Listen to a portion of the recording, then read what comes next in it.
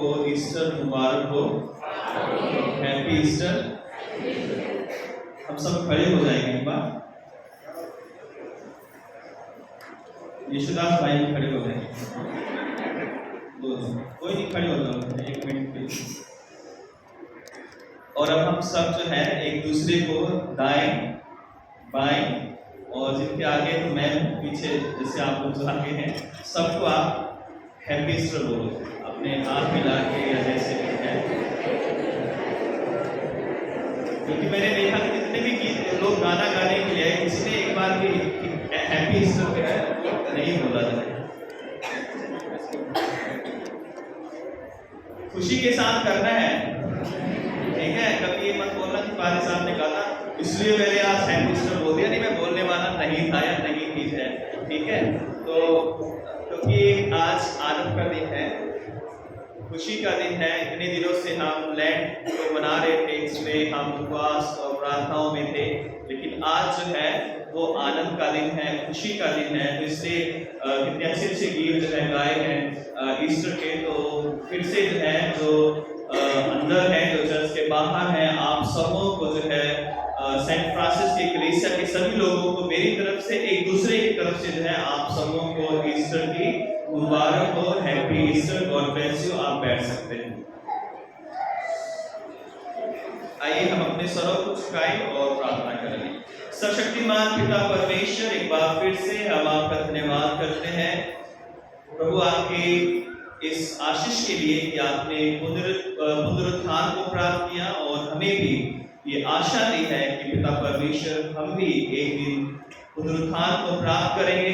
और प्रभु जब तक हम जिंदा हैं होने दे, हम इस आनंद को, इस पिता परमेश्वर गवाही को अपने आप में बनाए रखें और लोगों को बताएं कि यीशु मसीह जिंदा है। हाँ, सचमुच वो जिंदा है।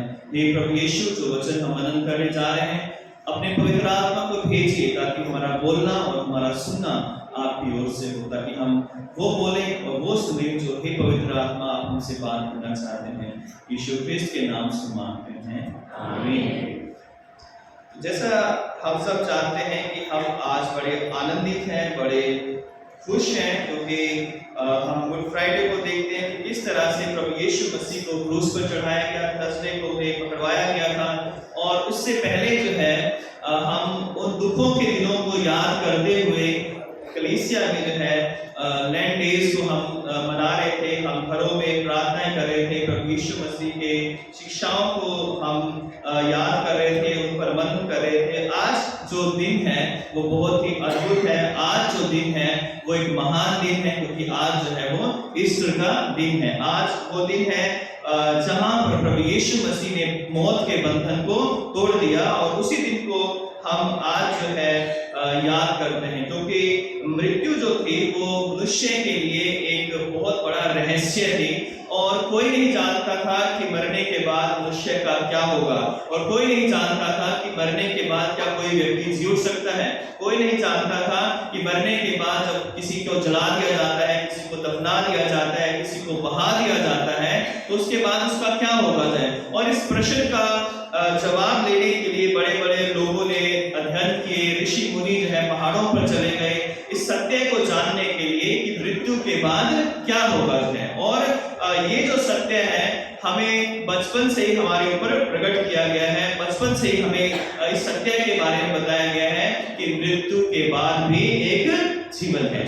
हमें ये डर नहीं है कि जब हम मरेंगे तो हम क्या बनेंगे है, हम घोड़ा बनेंगे, हम गधा बनेंगे, हम क्या बनेंगे है, ये हमें डर नहीं है, क्योंकि हम जानते हैं कि जीवन एक बार मिला है, एक बार हम इसे प्रभु के हाथों में सौंपते हैं और उसके बाद जो है हमें दोबारा ये जीवन मिलता है, जो कि जिसे हम अनंत जीवन के रूप में कहते हैं। जो लास्ट कलमा जो प्रभु यीशु मसीह ने कहा था कि हे पिता, मैं अपनी आत्मा तेरे हाथों में सौंपता हूं। जैसे मैंने बताया था कि उस दिन की एक समय था जब प्रभु यीशु मसीह ने अपनी आत्मा को परमेश्वर के हाथों में सौंप दिया, लेकिन आज वो दिन था जब उसी आत्मा को वापस प्रभु यीशु मसीह की उस देह में जो है उसको लिया गया है, उसको डाला गया परमेश्वर के द्वारा। और वो जो देह थी, जो शारीरिक देह थी, जो प्रभु यीशु मसीह ने जो मां के गर्भ से जो देह मिली थी, जो मिट्टी की देह मिली थी, उस देह में परिवर्तित हुआ और वो देह परिवर्तित होकर आत्मिक देह बन गई थी, है ना। और वो ऐसी आत्मिक देह थी कि जो कपड़े शरीर जो दुनिया के कपड़े पहने थे वो कपड़े जो है उस आत्मिक देह पर पहने नहीं जा सकते थे, और वो कपड़े वहीं रह गए और एक नया वस्त्र प्रभु यीशु मसीह को दिए गए हैं। बेशक वो उसी तरह के वस्त्र थे जो यीशु मसीह दुनिया में बागा जो एक प्रभु यीशु मसीह पहनते थे उसी तरह के थे, लेकिन उन वस्त्रों में ये अंतर था कि वो धार्मिकता के, पवित्रता के और विजय के वस्त्र थे, और जो वस्त्र कब्र में रह गए थे वो उसके दुखों के, वो उसके जो है मृत्यु के, उसके लहू से छने हुए जो वस्त्र थे वो वहीं पर रह गए। लेकिन वो वस्त्र प्रभु यीशु मसीह ने पहने जो धार्मिकता के वस्त्र हैं, और वही वस्त्र जो है मुझे और आपको भी पहनने के लिए, पहनाने के लिए प्रभु यीशु मसीह का पुनरुत्थान हुआ है। तो जब हम सुसमाचारों को पढ़ते हैं तो हम पाते हैं कि किस तरह से जो प्रभु यीशु मसीह के चेले थे, और खासकर मरियम मगदलिनी जो कि प्रभु यीशु मसीह के द्वारा उसका जीवन बचाया गया था। मरियम वो स्त्री थी जिसके अंदर से 7 दुष्ट आत्माओं को निकाला गया था है। और मरियम जो थी वो लाजर की बहन नहीं थी। जो मरियम मगदलिनी थी वो उसका नाम जो था वो मगदलीन, जो एक गांव था, एक नगर था, वहां की वो रहने वाली थी। और जो लाजर था वो बैतनिया में रहता था। लेकिन ये जो मरियम मगदलीनी थी ये बहुत पापी स्त्री थी, इसमें से दुष्ट आत्मा को निकाला गया था, और इसलिए जो है ये मरियम मगदलीनी और अन्य कई स्त्रियां जो है, एक और मरियम थी जो याकूब की माता थी, यूहन्ना, और कई स्त्रियां लूका 8:1 में लिखा हुआ है कि यीशु मसीह की सेवा में लगी रहती थी। जब भी प्रभु यीशु मसीह जो है उनके पास आते थे अपने चेलों के साथ जो है, या कई बार वो भी प्रचार में जब उनके साथ जाती थी और उनकी सेवा करती थी जो है। तो यहाँ पर हम देखते हैं कि मरियम मगदलिनी प्रभु यीशु मसीह को ढूंढने के लिए, जब प्रभु यीशु मसीह को कब्र में रख दिया गया था जो है, जब गुड फ्राइडे के दिन जो है शाम के समय, उसके बाद मरियम मगदलिनी तीसरे दिन यानी सप्ताह के पहले दिन यानी संडे की सुबह को अकेली गई और जाकर जो है यूहन्ना के साथ वो अकेली गई। मत्ती, मरकुस और लूका कहते हैं कि उनके साथ 2 और स्त्रियां थी। और जब वो गई तो जाकर देखा कि जो पत्थर था जो रखा गया था वो क्या था, वो हट गया था, कब्र का पत्थर लुढ़क चुका था। जब मरियम अंदर गई तो उसने देखा कि वहां पर कोई भी नहीं है, और उससे स्वर्गदूतों ने बताया कि जो है जिसको तुम ढूंढ रही हो यहाँ पर नहीं है। तभी जो है वो वापस आई। इसके बाद चेलों को लेकर गई, चेलों ने देखा और विश्वास किया कि यीशु वहां नहीं है। फिर वो वहीं पर रुक गई, और लिखा है कि यीशु मसीह एक माली की तरह वहां पर कब्र के पास काम कर रहे थे या बैठे हुए थे। जब उसने देखा और उससे पूछा है कि हे महाराज, यदि तूने उसे उठा लिया है तो मुझे बता दे, क्योंकि मैं उसे ले जाऊंगी है। तब उसने प्रभु यीशु मसीह ने अपना फेस, अपना चेहरा उसकी तरफ किया और उससे कहा मरियम। और जैसे प्रभु यीशु मसीह ने उससे कहा कि मरियम, मरियम ने तुरंत उसको पहचान लिया कि ये यीशु है, और उसने कहा कि रब्बूनी, अर्थात हे गुरु जो है, हे प्रभु जो है। और तब यीशु मसीह ने मरियम से कहा कि मुझे मत छू, क्योंकि मेरा अभी वो समय नहीं है कि मैं अभी पिता के पास नहीं गया हूँ, और इसलिए मुझे मत छू, लेकिन जाकर शिष्यों को बता दे, जैसा मैंने कहा था कि मैं तुम्हें गलील में मिलूंगा, तो शिष्यों को जाकर बता दे। और मरियम चली गई, और लिखा है कि मरियम वो पहली स्त्री थी जिसने प्रभु यीशु मसीह के जी उठने की गवाही दी कि वो जी उठा है। तो यहाँ पर हम देखते हैं कि प्रभु यीशु मसीह का जो पुनरुत्थान है वो अचानक होने वाली घटना नहीं थी। जैसे अचानक से, या कोई प्लान नहीं था, कोई योजना नहीं थी परमेश्वर की, और अचानक से प्रभु यीशु मसीह जी उठे जो है। परंतु ये जो यीशु मसीह का जी उठना है वो हजारों साल पहले जो है परमेश्वर के द्वारा, भविष्यवाणियों के द्वारा बता दिया गया था। अगर हम पढ़ते हैं भजन संहिता 16 उसके 10 में लिखा है, क्योंकि तू मेरे प्राण को अधोलोक में ना छोड़ेगा। क्योंकि दाऊद ने ये भजन लिखा, लेकिन इस बात को दाऊद नहीं कह सकता था, क्योंकि दाऊद को पता था कि मुझे मर जाना है। लेकिन पवित्र आत्मा ने उसके द्वारा ये भविष्यवाणी कराई थी प्रभु यीशु मसीह के विषय में कि तू मुझे, मेरे प्राण को अधोलोक में ना छोड़ेगा। फिर हम देखते हैं कि भजन 118 और 17-18 में लिखा हुआ है कि मैं ना मरूंगा वरन जीवित रहूंगा जो है। कोई भी मनुष्य इस बात को नहीं कह सकता। बड़े से बड़ा अमीर पैसे वाला बहुत सारे जो धनी लोग हुए राजा महाराजा, किसी ने ये नहीं कहा कि मैं नहीं मरूंगा और मैं जीवित रहूंगा। केवल ये भविष्यवाणी प्रभु यीशु मसीह के लिए की गई कि मैं ना मरूंगा और मैं जीवित रहूंगा। यानी जो यीशु मसीह का पुनरुत्थान है, इसके पुराने नियम में हमें जो साक्ष्य या गवाहियां दी गई थी। योना का जो 3 दिन मछली के पेट में रहना भी जो है इस बात का गवाह था कि जैसे योना जो है तीसरे दिन के बाद मछली के पेट में से आया, वैसे ही प्रभु यीशु मसीह धरती के गर्भ से जो है, धरती के उस गुफा में, उस जो कब्र में, जो कि पत्थर के अंदर, चट्टान के अंदर, जमीन के अंदर खोदी गई थी, उसमें से वो तीसरे दिन बाहर निकलकर आएंगे हैं। और इसलिए जो है आज का दिन जो है वो प्रभु यीशु मसीह के विजय का दिन है। आज का दिन जो है उसमें जो है मृत्यु के डंक को प्रभु यीशु मसीह ने तोड़ दिया है। वो मृत्यु जो बड़े बड़े लोगों को निगल गई, जिसने किसी को आज तक नहीं छोड़ा है, जिसने किसी को आज तक नहीं बख्शा है। कितने भी पैसे या कितने भी सुविधाएं होने के बाद जो है मृत्यु पर कोई विजय प्राप्त नहीं कर सका था। अगर आप माइकल जैक्सन के बारे में अगर पढ़े तो लास्ट दिनों में उसने एक बड़ी टीम जो है डॉक्टर्स की रखी हुई थी अपने लिए है कि जरा सा भी उसको अगर बीपी हाई या लो हो या उसके स्किन में या उसके बॉडी में जो है कुछ भी प्रॉब्लम हो तो उसकी जो टीम की है 24 घंटे जो है उसकी निगरानी करती थी है।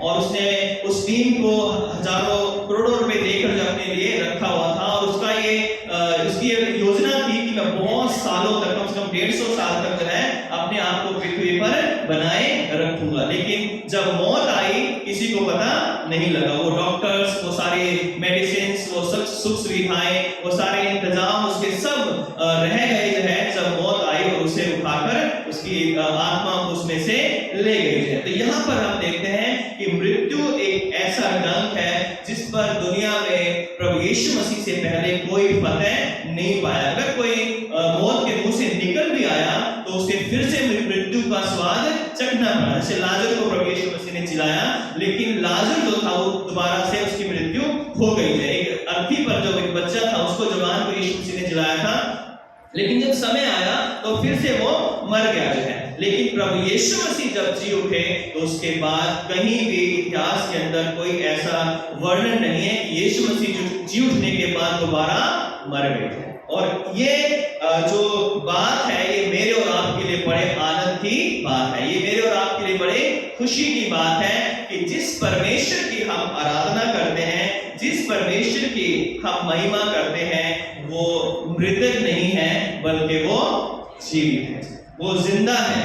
और जब वो जिंदा है तो वो मुझे और आपको भी जिंदा रखने की, करने की कुव्वत रखता है। क्योंकि मुर्दे किसी को जिला नहीं सकते हैं, मुर्दे किसी को जिला नहीं सकते हैं, मुर्दे किसी को जीवन नहीं दे सकते हैं। अगर यीशु मसीह भी मृतक होते तो पूरे संसार में आज कलीसिया नहीं होती। क्योंकि यीशु मसीह जिंदा है और उन्होंने उन आत्मिक और उन पाप में मरे हुए लोगों को जिंदा किया, जो उसके चेले थे या अन्य जो लोग थे, उन्होंने उस जीवन को प्राप्त किया, उस आशा को प्राप्त किया, उस उम्मीद को उन्होंने प्राप्त किया कि जैसा प्रभु यीशु मसीह जी उठे हैं वैसे ही हम भी एक दिन जिलाए जाएंगे। और सदियों से यानी 2000 सालों से ये सुसमाचार पूरी पृथ्वी पर बताया जा रहा है, फैलाया जा रहा है कि यीशु मसीह जिंदा है और वो मेरे और आपका फिर से न्याय करने के लिए आने वाला है। अब प्रभु यीशु मसीह उस क्रूस के साथ हमारे पास नहीं आएंगे। अब चरनी में भी प्रभु यीशु मसीह नहीं आएंगे। अब जो है प्रभु यीशु मसीह जब हमारे पास आएंगे तो हमारा न्याय करने के लिए आएंगे। तो आज हम न्याय से जो है भयभीत नहीं है, न्याय से जो है हमारे अंदर डर नहीं है, क्योंकि प्रभु यीशु मसीह ने कहा है कि जो कोई मुझ पर विश्वास करेगा तो वो अनंत जीवन को प्राप्त करेगा। क्योंकि परमेश्वर ने जगत से ऐसा प्रेम किया कि अपना इकलौता पुत्र दे दिया ताकि जो कोई उस पर, किस पर, प्रभु यीशु मसीह पर विश्वास करे वो नाश ना हो परंतु अनंत जीवन पाए जाए। तो हमारी मृत्यु हमारे लिए डर का, भय का, निराशा का या अंधेरे का एक कारण नहीं है, बल्कि हमारी मृत्यु हमारे लिए एक विजय की उद्घोषणा है। हम भी कह सकेंगे कि हमने उस दौड़ को दौड़ लिया, उस दौड़ को पूरा किया, अब हम उस इनाम को पाएंगे जो हमारे लिए प्रभु यीशु मसीह ने रखा है। तो ईस्टर जो है या पुनरुत्थान का जो दिन है वो मेरे और आपकी आशा को, मेरे और आपके विश्वास को दर्शाता है। अगर हम पहला कोरिन्थियों 15:12 से पढ़े तो वहां पे लिखा हुआ है कि अगर मसीह नहीं जी उठा तो हमारा प्रचार करना बेकार है। यदि मसीह नहीं जी उठा तो हमारा विश्वास करना बेकार है। यदि मसीह नहीं जी उठा तो हमारा ये कहना कि यीशु मसीह जैसे जी उठा है हम भी जिलाए जाएंगे, तो ये प्रचार करना भी व्यर्थ है। और इसलिए जो है जब प्रभु यीशु मसीह जी उठे हैं तो हम भी ये आशा, ये उम्मीद, ये विश्वास करते हैं कि जैसे प्रभु यीशु मसीह जी उठे हैं वैसे ही हम भी एक दिन जिलाए जाएंगे। और मरियम जब कब्र पर गई तो वो रो रही थी, है ना, और उससे पूछा गया कि तू क्यों रो रही है ना। उसने कहा कि वे मेरे प्रभु को उठाकर ले गए थे। तो मरियम का जो रोना था वो अपने प्रभु के लिए था। मरियम का जो की खोज थी वो अपने प्रभु की देह के लिए वो खोज में लगी हुई थी। और इसलिए जो है मैं और आप भी संसार में बहुत सारी चीजों के लिए रोते हैं या कहाते हैं या मन में दुखी होते हैं, और प्रभु मुझसे और आपसे भी पूछता है कि तुम क्यों रोते हो जाए। तो हम कहेंगे कि हम अपने घर के लिए रो रहे हैं, हम अपने कार के लिए रो रहे हैं, हम अपने बच्चों की पढ़ाई कैसे कराएं, उनकी ट्रेनिंग कैसे करवाएं, उनके ये काम कैसे करें, उनके तरह तरह की जो जरूरतें हैं पृथ्वी पर उनको हम कैसे करें। हो सकता है कि हम भी रो रहे हो, कहा रहे हो, लेकिन हम जब रोते हैं तो अक्सर हम दुनियावी चीजों के लिए रोते हैं। लेकिन जो मरियम रो रही थी, किसके लिए रो रही थी? मरियम प्रभु यीशु मसीह के लिए रो रही थी, क्योंकि उसे अभी तक पता नहीं था कि वो जी उठा है। तो आज मुझे और आपको पता है, मरियम को समय पता नहीं था लेकिन उसे पता लग गया कि यीशु मसीह जी उठा है। आज मुझे और आपको जब से हम पैदा हुए हैं और जब से हमने बपतिस्मा लिया है, जब से हमने यीशु मसीह को ग्रहण किया है, उस दिन से हमें बताया गया है कि यीशु मसीह जिंदा है। तो आज हमें संसारिक चीजों के लिए रोने की आवश्यकता नहीं है। हमें परमेश्वर के लिए आंसू बहाने की आवश्यकता है, अपनी आत्मा के लिए अपने आंसू बहाने की आवश्यकता है, ताकि हमारी आत्मा शुद्ध हो जाए और हमें भी यीशु मिल जाए। पहले तुम मेरे धर्म और राज्य की खोज करो तो ये सब वस्तुएं तुम्हें मिल जाएंगी। आज परमेश्वर ये नहीं कहता कि मैं तुम्हें संसारिक आशीषें नहीं दूंगा। परमेश्वर कहता है कि पहले मुझे पालो, मुझे खोज लो, उसके बाद मैं सारी चीजें तुम्हें दे दूंगा। तुम्हें घर भी दूंगा, परिवार भी दूंगा, सब कुछ है, जो जिन जिन चीजों की आवश्यकता है तुम्हारे मांगने से पहले मैं तुम्हें दूंगा है। और ऐसी ऐसी आशीषें दूंगा जो तुम्हारी आंखों ने नहीं देखी, तुम्हारे कानों ने नहीं सुनी और तुम्हारे मन में कभी वो बातें नहीं आई। इसलिए निराश ना हो, मत रो जो है, और जिसे तुम ढूंढती हो वो मृतक नहीं बल्कि अब जिंदा है। तो हम जिसकी आराधना करते हैं, हम जिसकी प्रशंसा करते हैं, वो मृतक नहीं बल्कि जिंदा है। और आज हम उस जिंदा परमेश्वर की महिमा करते हैं, आज हम उस परमेश्वर की स्तुति करते हैं, आज हम उस जीवित परमेश्वर के पीछे चलते हैं। जब हम गीत गाते हैं कि मैं यीशु के साथ दूर में चलूंगा, है ना, जब हम ये गीत गाते हैं तो हम ये अंगीकार करते हैं कि अब हम जो है संसारिक अंधकार में नहीं चलेंगे, बल्कि हम प्रभु यीशु मसीह की ज्योति में, उसके नूर में हम चलेंगे जो है। इसलिए जो है आज परमेश्वर का वचन ईस्टर के दिन मुझसे और आपसे ये कह रहा है कि हमें इस संसार में किसकी खोज करनी है, हमारा ध्यान कहां पर होना चाहिए जो है ना। बेशक हम संसार में प्रभु ने हमें भेजा है, हमारी सब जरूरतें हैं इस पृथ्वी के ऊपर, लेकिन इनसे सबसे बड़ी जरूरत है हमारे लिए अनंत जीवन का होना जो है। अगर मनुष्य सारे जगत को प्राप्त करे और अपने प्राण को खो दे तो उसे क्या लाभ होगा, अर्थात उसे कोई भी लाभ नहीं होगा। लेकिन अगर मनुष्य प्रभु यीशु मसीह को प्राप्त कर ले तो परमेश्वर जो है उसे स्वर्गीय जीवन का आश्वासन देता है और संसार की चीजें तो ये कहता है कि मैं तुम्हें यूं ही दान में दे दूंगा, क्योंकि तुम जब मुझ पर विश्वास करोगे तो मैं तुम्हारी उत्तम उत्तम पदार्थों से तुम्हारी लालसाओं को पूरा करूंगा। वही तो तेरी लालसाओं को उत्तम उत्तम पदार्थों से तृप्त करता है, जिससे तेरी जवानी उकाब के समान नहीं हो जाती है। परमेश्वर ये नहीं कहता कि मैं पृथ्वी पर तुम्हें छोड़ दूंगा, वो हमारे साथ है। इसलिए पौलुस कुलसियों की पत्री में कहता है उसके 3 अध्याय में कि सो जब तुम मसीह के साथ जिलाए गए, तो हम भी प्रभु यीशु मसीह के साथ आज नए जीवन पाए हुए लोग हैं। हम जिलाए गए हैं, हम पापों से जिलाए गए हैं, तो स्वर्गीय वस्तुओं की खोज में रहो। जाए किसकी खोज में रहो?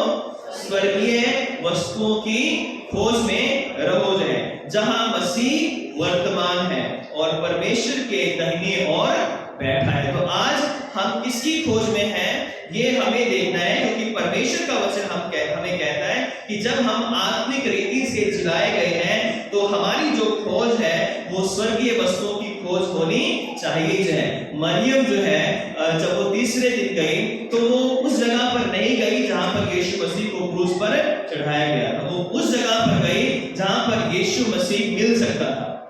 कहां पर मिल सकता था? उसे उम्मीद थी कि शायद यीशु मसीह उस कब्र में मिलेगा जहां पर उसे रखा गया। यीशु मसीह उसे मिला, लेकिन किस रूप में मिला? क्या डेड बॉडी के रूप में मिला, है ना, मृतक देह के रूप में मिला? नहीं। जो है यीशु मसीह उसे कैसे मिला? एक जीवित प्रभु के रूप में है। जब हम भी उसकी खोज करते हैं तो यीशु मसीह आज हमें किसी कब्र में नहीं मिलेगा। यीशु मसीह आज हमें किसी पर्टिकुलर प्लेस पर भी नहीं मिलेगा। हमें पहाड़ पर जाने की जरूरत नहीं है। हमें यीशु मसीह को पाने के लिए इजराइल में जाने की जरूरत नहीं है, यरूशलेम में जाने की जरूरत नहीं है। हमें यीशु मसीह को पाने के लिए किसी दूसरे शहर में भी जाने की जरूरत नहीं है। यहाँ यीशु मसीह है नहीं है, वहां मुझे जाने की जरूरत है। यीशु मसीह को पाने के लिए मुझे किसी दूसरे चर्च में जाने की जरूरत नहीं है। कुछ लोग सोचते हैं कि वहां उस चर्च में जाऊं, उसमें जाऊं, वहां चला जाऊं, उस पास्टर के पास चला जाऊं तो मुझे कौन मिल जाएगा? यीशु मिल जाएगा। लेकिन यीशु वहां मिलेगा जहां हम उसे ढूंढेंगे। बाइबल में प्रभु यीशु मसीह ने ये नहीं कहा कि तुम जो है वहां पर जाना और वहां पर तुम्हें यीशु मसीह मिलेंगे। यीशु मसीह ने कहा कि जहां भी 2 या 3 मेरे नाम से एकत्रित होंगे मैं उनके बीच में उपस्थित होगा। है तो जब आप अपने घर में 2 या 3 मिलकर जो है, या 2 या 3 कई बार ना भी हो, तो आपके पति चले जाएं, आपके बच्चे ड्यूटी चले जाएं, बच्चे जो है स्कूल चले जाएं या ड्यूटी चले जाएं, और या आपकी पत्नी जो है ड्यूटी चली जाए और बच्चे भी स्कूल चले जाएं, तो आप द्वार बंद करो और परमेश्वर के वचन को पढ़ो और उससे प्रार्थना करो, तो वो परमेश्वर आपसे क्या करेगा? बात करेगा। आपको परमेश्वर को ढूंढने के लिए कहीं भी जाने की जरूरत नहीं है, क्योंकि जहां आप उसको पुकारोगे वो परमेश्वर आपके साथ जीवित रूप में वहीं पर आ जाएगा। दानियल ने शेरों की मान में जब वो था तो उस परमेश्वर को पुकारा है। परमेश्वर ने ये नहीं कहा कि पहले जरा बाहर आ, फिर मैं अंदर क्यों आऊंगा, जरा तुम बाहर आओ फिर मैं तुम्हें मिलूंगा। है सदरक मेशक आग में थे, लेकिन परमेश्वर ने ये नहीं कहा कि पहले बाहर आओ फिर मैं तुम्हें मिलूंगा। है लेकिन परमेश्वर वही गाया, वही रहा, वही मिला जहां पर उन्होंने लोगों ने उसको पुकारा है। पतरस और सिलास जो है जेल में बंद थे प्रेरितों का 16वें अध्याय में, और वो परमेश्वर की स्तुति और महिमा कर रहे थे। और जब वो परमेश्वर की स्तुति और महिमा कर रहे थे तो लिखा है कि जब बड़ा भूमि डोल हुआ और दरवाजे हिलने लगे और जो उनके बंधन थे वो सारे क्या हो गए? टूट गए थे, और सारे के सारे कैदी जो थे वो आजाद हो गए थे। और थानेदार ने सोचा कि शायद जब अंधेरा हो गया, बत्तियां बुझ गई, जो है मशालें बुझ गई, तो उसने सोचा कि शायद जो है वो सब भाग गए। उसने एक तलवार ली और अपने आप को मारने के लिए कोशिश की। तभी पौलुस ने कहा कि अपने आप को दुख ना दे, इस तलवार को हटा। कोई भी यहाँ से गया नहीं है, क्योंकि परमेश्वर ने उनको आजाद कर दिया था, उसको उनको जो है छुड़ा दिया। लेकिन उसके बावजूद भी हम देखते हैं कि पौलुस वहां से नहीं गया। लेकिन यहाँ पर जो मेन बात यह है कि जेल के अंदर भी, चाहे शेरों के मान के अंदर भी, चाहे आग के अंदर भी, चाहे पानी के अंदर भी, जहां भी आप परमेश्वर को ढूंढोगे, प्रभु यीशु मसीह को खोजोगे, वो आपको मिल जाएगा। लेकिन समस्या ये है कि हम उसे खोजते नहीं हैं। जितनी खोज मैं और आप बाकी चीजों के लिए करते हैं, अपने दुनियावी चीजों के लिए करते हैं, उतनी खोज हम परमेश्वर की नहीं करते हैं। और इसलिए यहाँ पर पौलुस कहता है कि मसीह वहां पर वर्तमान है और पिता के दाहिनी ओर बैठा है, पृथ्वी पर की नहीं परंतु स्वर्गीय वस्तुओं पर ध्यान लगाओ जाए। क्या कह रहे हैं कि पृथ्वी पर की वस्तुओं पर नहीं परंतु स्वर्गीय वस्तुओं पर ध्यान लगाओ, क्योंकि तुम तो मर गए और तुम्हारा जीवन मसीह के साथ परमेश्वर में छिपा है। जब मसीह जो हमारा जीवन है प्रकट होगा तो तुम भी उसके साथ महिमा के साथ प्रकट किए जाओगे। तो जब प्रभु यीशु मसीह का दोबारा से प्रकटीकरण होगा तो हम भी उसके साथ बादलों पर महिमा में दिखाई देंगे। वो महिमा जो जब प्रभु यीशु मसीह प्रार्थना कर रहे थे और उनका रूपांतरण हुआ था, वो जो महिमा थी उसी महिमा को हम प्राप्त करने पाएंगे। तो इसलिए जो है आज मुझे और आपके, मेरे और आपके लिए ये बहुत ही जरूरी है कि हम आज किसकी खोज में हैं। ईस्टर जो है वो हर साल आता है और हर साल जो है चला जाता है, लेकिन हम लोग जो है बहुत बार अपने जीवन को बदलने का प्रयास नहीं करते या अपनी खोज को सही दिशा में लाने का प्रयास नहीं करते। हम सब खोज में हैं, किसी ना किसी चीज की खोज में हम लगे रहते हैं और ये खोज हमारी चलती रहती है। लेकिन हम जो है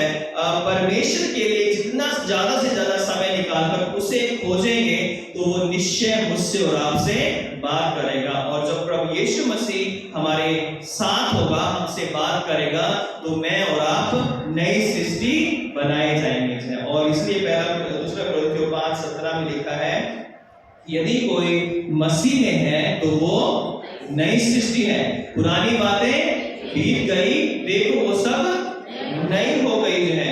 और सब बातें परमेश्वर की ओर से हैं, जिसने मसीह के द्वारा अपने साथ हमारा मेल मिलाप कर लिया और मेल मिलाप की सेवा हमें सौंप दी है। तो प्रभु यीशु मसीह में हमें नया जीवन या नई सृष्टि हम बनाए गए, हमें नया जीवन मिला है। तो आज हम किसकी खोज में है ना? मरियम प्रभु यीशु मसीह की खोज में थी और उसने उसे पा लिया। तो यीशु मसीह ने कहा था कि मांगो तो तुम्हें दिया जाएगा, ढूंढो तो तुम पाओगे और खटखटाओ तो तुम्हारे लिए खोला जाएगा। और जब इस बात को मरियम ने यह जाना कि मैं जाऊंगी और यीशु मसीह को खोजूंगी कि वो कहां पर है, और जब उसने खोजा तो यीशु मसीह को उसने पा लिया और यीशु मसीह ने अपने आप को उस पर प्रकट किया, कहा कि मरियम ना।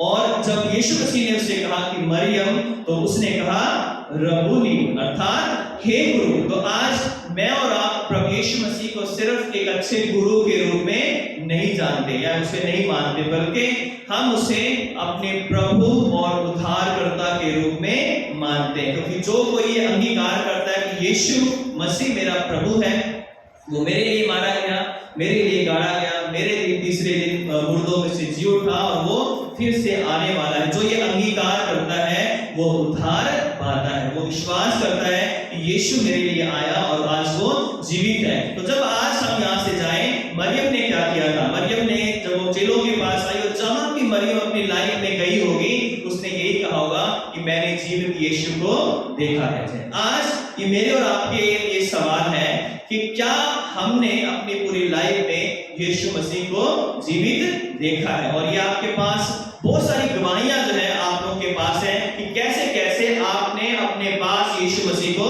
देखा। जब आप बीमार थे, जब आप तंगी में थे, जब आप निराशा में थे, जब आप दुखी थे, जब आपको चारों तरफ अंधेरा नजर आ रहा था, किस तरह से आपने यीशु को अपनी जिंदगी में देखा है।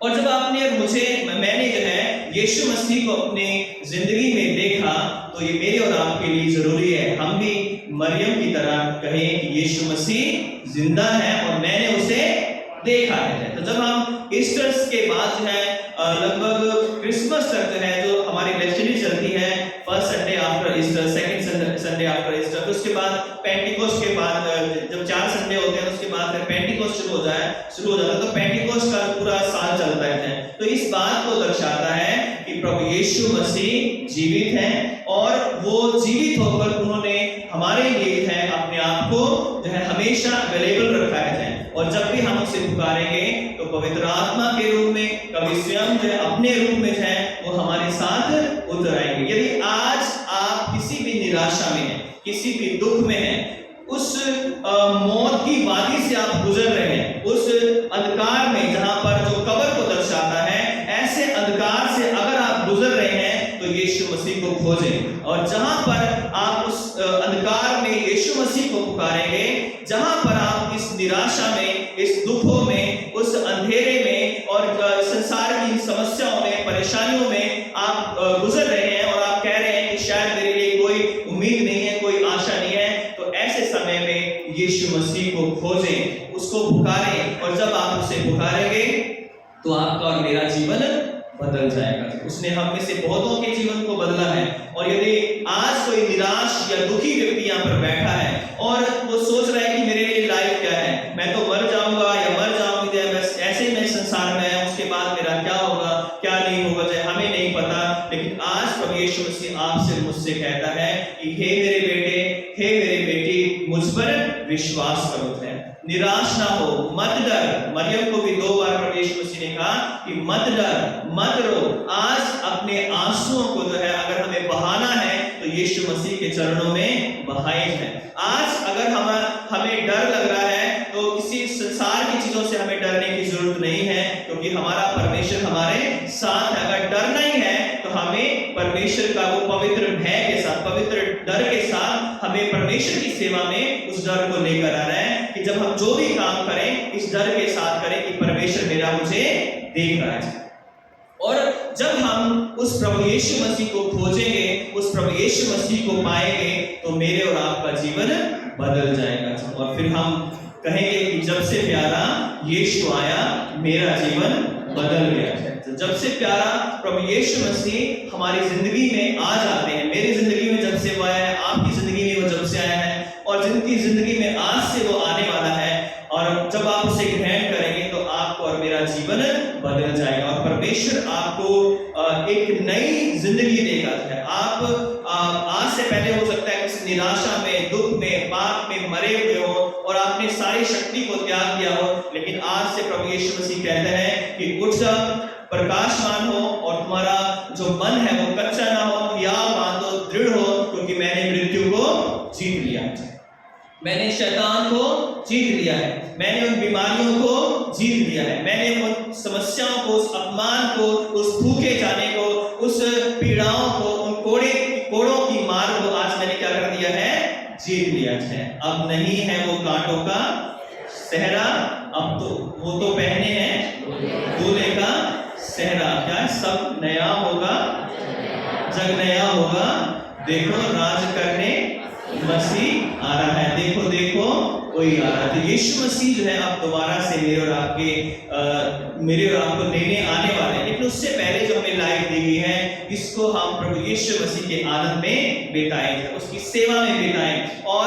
उसकी खोज करें। जैसे मरियम खोज में गई थी, उसी तरह मुझे और आपको भी प्रभु यीशु मसीह को खोजने की जरूरत है। जब हम उसे खोजेंगे तो हम पाएंगे, और जब हम पाएंगे तो हमारा जीवन आशीषित होगा, हमारे बच्चे, हमारा परिवार, हमारी कलीसिया, हमारा समाज, हमारा देश आशीषित होगा। और जब हम उसके पास आएंगे तो उसके पास जो है आनंद की भरपूरी है। तो प्रभु जो है इस ईस्टर की सुबह में आप सबों को बहुत बहुत आशीष और बरकत दे, अपना आनंद दे कि आज जब आप यहाँ से जाओ तो एक आनंद के साथ जाओ, एक खुशी के साथ जाओ और लोगों को बताओ कि मेरा यीशु जिंदा है, वो मेरे लिए काम करता है, वो मुझसे बात करता है, उसने मेरे जीवन को आशीषित किया है और वो आपके भी जीवन को आशीषित करेगा यदि आप उस पर विश्वास करेंगे। ये गवाही लेकर जो है आज हमें यहाँ से जाना है और उस आनंद के साथ उस निराशाओं को यहाँ छोड़ जाएं और परमेश्वर के हाथों में उन समस्याओं को सौंप दें हैं और प्रभु कहें कि मैं अपनी समस्या को, अपने परिवार की, अपने जॉब की, अपने बच्चों की समस्याओं को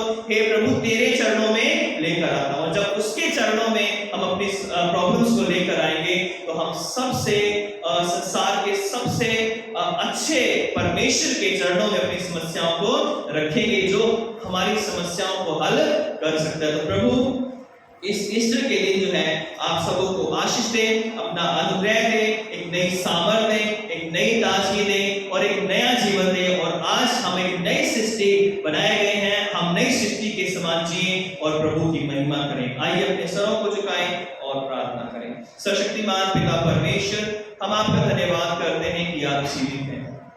हे प्रभु यीशु, आपने मौत पर फतेह पाई, पाप पर फतेह पाई, शैतान पर फतेह पाई और हमें ये आशा दी है कि हम भी कह सकते हैं कि हम नहीं मरेंगे बल्कि हम जिएंगे, क्योंकि प्रभु आपने कहा है कि पुनरुत्थान और जीवन मैं हूँ। जो कोई मुझ पर विश्वास करता है यदि वो मर भी जाए तो भी जीवित रहेगा। प्रभु हम धन्यवाद करते हैं कि मृत्यु हमारा अंत नहीं है बल्कि मृत्यु वो रास्ता है जिसको पार करके प्रभु हम आपसे मिलेंगे। पिता परमेश्वर हमें आशीषित कर और हमारे जीवन को अपने हाथों में ले, हमारी सहायता कर कि हम आपको खोज सके। पिता प्रभु हम संसार की चीजों में खोज में लगे रहते हैं। पिता हमें पैसे मिल जाए, हमें घर मिल जाए, हमें ये मिल जाए, हमें वो मिल जाए, बहुत सारे संसार में चीजें हैं जिनकी ओर हम हमेशा आकर्षित रहते हैं। प्रभु होने दे कि आज से हम अपनी दिशा को एक नया रूप दें और पिता होने दे कि प्रभु हम आपकी खोज करें। और जब हम आपकी खोज करेंगे तो हम विश्वास करते हैं कि आप हमारी सब जरूरतों को पूरा करेंगे, सबके जीवन को आशीषित कर। मैं हर एक बच्चे, बूढ़े, जवान को आपके हाथों में सौंपता हूँ। होने दे नई ताजगी, नई सामर्थ के साथ आज का दिन प्रभु यीशु मसीह हमारे लिए एक नई उम्मीद और नई आशीषें लेकर आए। पिता अपने जीवनों को आपके हाथों में सौंपते हुए धन्यवाद के साथ प्रार्थना उद्धार करता यीशु क्रिस्त के नाम से मांगते हैं, आमीन। आप सबों को जय मसीह की। परमेश्वर आप सबों को आशीष दे।